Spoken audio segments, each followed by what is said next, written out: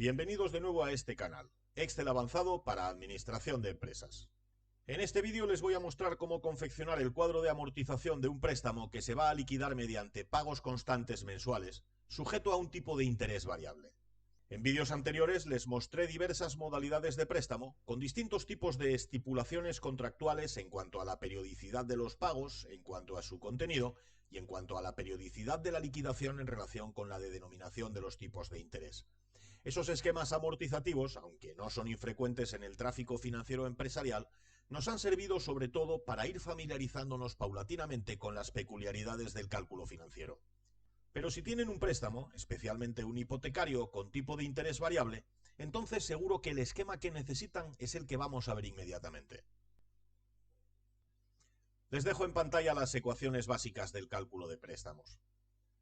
Vamos a partir de la misma estructura que estamos usando en los préstamos de las modalidades anteriores, aunque en esta ocasión tendremos que hacer algunos cambios, impuestos por las concretas características de la operación financiera que nos ocupa ahora. La primera de tales modificaciones se refiere al número de periodos. En las operaciones anteriores hemos supuesto que el número de periodos se correspondía con la unidad temporal a la que se refiere el tipo de interés. Por ejemplo, si el tipo de interés era del 6% anual, estaríamos suponiendo implícitamente que el préstamo se liquidaba mediante pagos anuales. Pero en este caso los pagos no van a ser anuales, porque el periodo de liquidación no se va a corresponder con el periodo de denominación del tipo de interés. Ahora, aunque el tipo de interés sea del 6% anual, los pagos se harán mensualmente. Así que si queremos confeccionar el cuadro de amortización de un préstamo de 10 años de duración, tendremos que habilitar 120 filas para alojar los cálculos referidos a cada una de las 120 mensualidades, a razón de 12 mensualidades al año. Genero la serie mediante la herramienta rellenar serie. En este canal tenemos un vídeo en el que les explico también otras técnicas para generar números consecutivos. Si quieren conocerlas, en la descripción de este vídeo tienen el enlace. También voy a inmovilizar paneles, porque ahora el cuadro de amortización será un poco largo y tendremos que recorrerlo hasta el final para comprobar algunos resultados. En la descripción del vídeo les dejo el enlace a un tutorial sobre inmovilización de paneles. La segunda modificación se refiere a este parámetro, el tipo de interés. Como ahora no será constante, sino que puede cambiar varias veces durante la duración del préstamo, no lo podremos ubicar en esta cabecera, sino que habrá que habilitar la posibilidad de que en cada periodo haya un tipo de interés distinto. Por lo tanto, lo quito de aquí.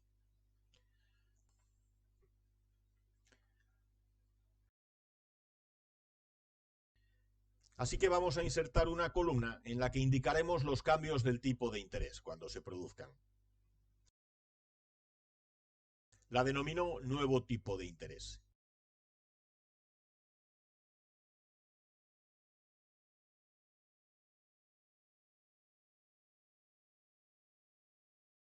Y la sombreo en azul, porque aquí introduciremos manualmente los valores del tipo de interés.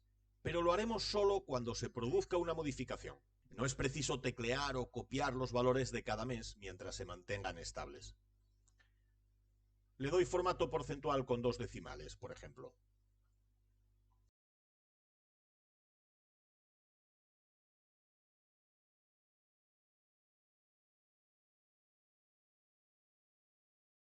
En una nueva columna, crearemos una fórmula recurrente que tome el nuevo tipo de interés cuando se haya especificado un cambio, o que mantenga el anterior si no se registra un nuevo tipo.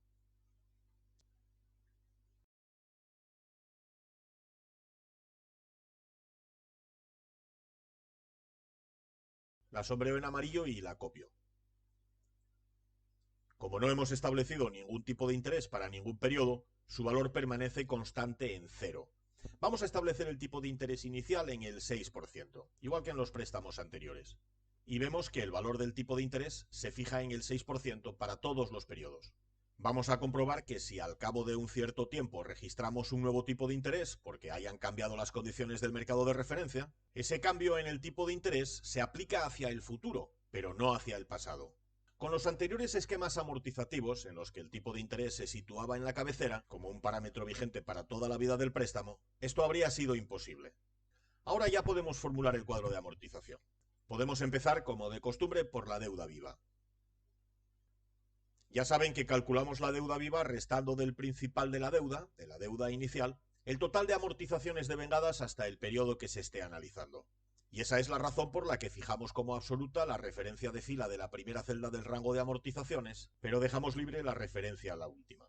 Otra forma de hacer este cálculo sería usar una fórmula recurrente, calculando la deuda de cada periodo a partir de la del periodo anterior, a la que se restaría únicamente la amortización del periodo evaluado. Los dos métodos conducen al mismo resultado. Valido, sombreo y copio. No se preocupen por la estabilidad de este valor. Parece que al final la deuda va a quedar intacta, toda ella pendiente de devolución. Pero ya imaginarán que eso no es así. Estas cifras cambiarán a medida que completemos otros cálculos de los que depende. Por ejemplo, el interés.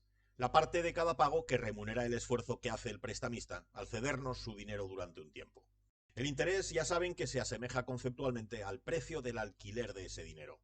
Pero en este esquema amortizativo, este cálculo tendrá una pequeña diferencia con el que hacíamos en los ejemplos anteriores, porque hasta aquí habíamos supuesto que el tipo de interés se refería al mismo periodo de liquidación de las cuotas, es decir, que las cuotas eran anuales, como lo era el tipo de interés. Pero en este esquema estamos suponiendo que, aunque el tipo de interés es anual, las cuotas serán abonadas mensualmente. Así que habrá que tener en cuenta este hecho al calcular el interés comprendido en cada pago. Esa parte de la cuota correspondiente a interés se calcula sobre la deuda viva al comienzo del periodo evaluado, que coincidirá con la que quedó al final del periodo anterior, o sea, tras haber satisfecho el pago anterior, multiplicándola por el tipo de interés, pero dividido entre 12, ya que se van a satisfacer 12 cuotas en el periodo al que se refiere el tipo, que es anual. Observen también que ahora el tipo de interés al que hago referencia es corriente. Antes estaba fijado de una vez para toda la duración del préstamo. Ahora puede cambiar en cada periodo. Sombreo y copio.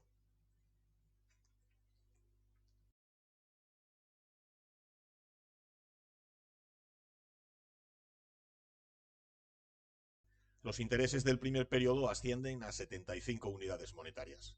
Si recuerdan, y si no se lo digo yo, el interés anual del 6% sobre 15.000 unidades monetarias era de 900 cuando los pagos eran anuales. Como ahora son mensuales, el interés será la duodécima parte, y la duodécima parte de 900 es 75. Cuando completemos la tabla podremos analizar con un poco más de criterio la evolución de los distintos conceptos.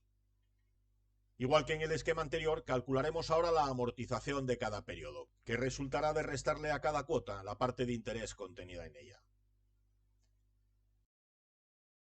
Si aplicamos el formato habitual y copiamos, como no tenemos calculados todavía los pagos, parecerá que las amortizaciones van a ser negativas, o sea que los intereses periódicos van a quedar sin abonar y que se van a ir acumulando a la deuda, que en consecuencia va a crecer, y que por ello los intereses cada vez serán mayores y la deuda crecerá cada vez más rápido, y que acabaremos debiendo al cabo de 10 años más de 25.600 unidades monetarias. Pero no es así, tranquilos. Todavía nos falta calcular la cuota, el pago que corresponderá hacer cada mes. En el vídeo anterior, en el que les explicaba cómo hacer el cuadro de amortización de un préstamo liquidable mediante pagos constantes, suponiendo un tipo de interés fijo para toda la duración del préstamo, les mostraba tres formas de calcular la cuota. Una a mano, mediante prueba y error, recuerden, basada en el teorema de Bolzano. Otra recurriendo a la herramienta buscar objetivo y otra usando un coeficiente financiero llamado ANI, el coeficiente de actualización de rentas constantes unitarias. Este último método será el que usaremos ahora, porque los dos anteriores no son adecuados. Tengan en cuenta que el tipo de interés puede cambiar varias veces durante toda la historia del préstamo, que será bastante larga. Ahora ni siquiera será de 10 años, sino de 120 meses. Ya sé que cronológicamente es lo mismo, pero cuando un préstamo se liquida anualmente, como mucho puede haber 10 cambios de tipo de interés, si contamos el inicial como un cambio. Pero cuando el préstamo se liquida mensualmente, en esos mismos 10 años habrá 120 meses, es decir, 120 cuotas, y el tipo de interés podrá cambiar ese mismo número de veces. Supongo que no les apetecerá hacer los cálculos manualmente un número tan grande de veces como cabe esperar para una operación tan compleja y que nos va a vincular a nuestro proveedor de financiación durante tanto tiempo. Es mucho mejor confiar los cálculos a una fórmula que será siempre automática, que siempre se actualizará ella sola cuando cambie algún parámetro relevante del préstamo, el importe, el tipo de interés o la duración. Así que vamos con la fórmula. Empezaremos por calcular el coeficiente ANI para cada periodo de tiempo.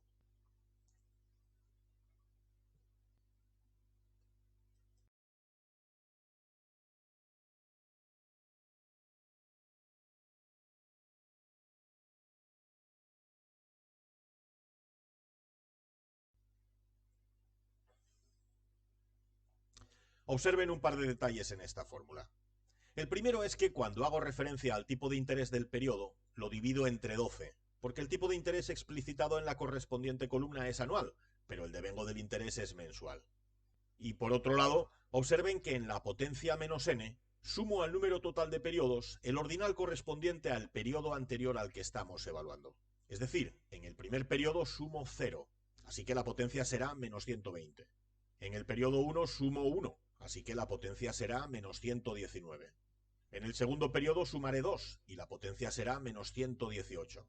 Tiene que hacerse así, porque el número de periodos en los que tendrá que satisfacerse la deuda viva de cada instante serán los que queden por liquidarse, así que habrá que excluir los que en cada periodo ya hayan pasado. Voy a validar esta fórmula, la copio a los demás periodos y vemos el resultado que ofrece. Para el primer periodo el valor devuelto es aproximadamente 90. Tengan en cuenta que son 120 términos de una unidad monetaria. Los más cercanos en el tiempo, el del próximo mes, el del siguiente y quizás unos pocos más, tienen un valor alto, seguramente muy próximo a las unidades monetarias corrientes que estamos valorando. Pero el valor actual de una unidad monetaria pagadera el año próximo ya no será tan próximo a una unidad monetaria, sino algo menor. Y el de las de dentro de 2 años, aún menor. Y el de las de dentro de 10 años, mucho menor. Así que parece razonable pensar que el valor actual de una sucesión de 120 unidades monetarias individuales que se irían percibiendo cada mes durante 10 años sea notablemente menor de 120 unidades monetarias, de unas 90. Vean también que este coeficiente va disminuyendo paulatinamente. No se fijen en este salto, que está originado porque aquí hemos puesto un tipo de interés para comprobar cómo se comporta nuestro cuadro de amortización cuando cambia el tipo. Lo que deben apreciar es que este coeficiente va disminuyendo suavemente a medida que pasa el tiempo.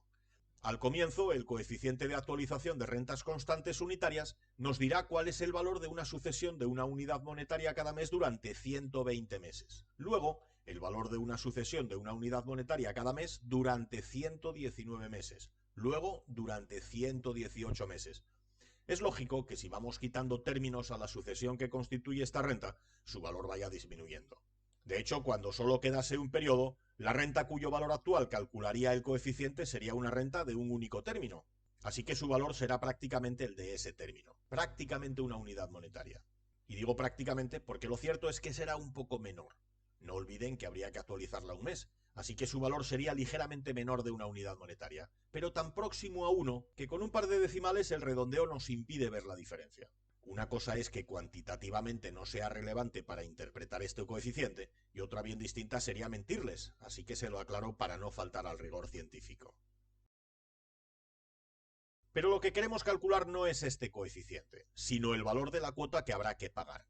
Si, por ejemplo, para este primer periodo, una sucesión de 120 pagos unitarios mensuales tendría un valor de unas 90 unidades monetarias, el pago que equivaldrá a la deuda viva, que ahora es de 15.000 unidades monetarias, se obtendrá por proporción directa. Valido, sombreo y copio.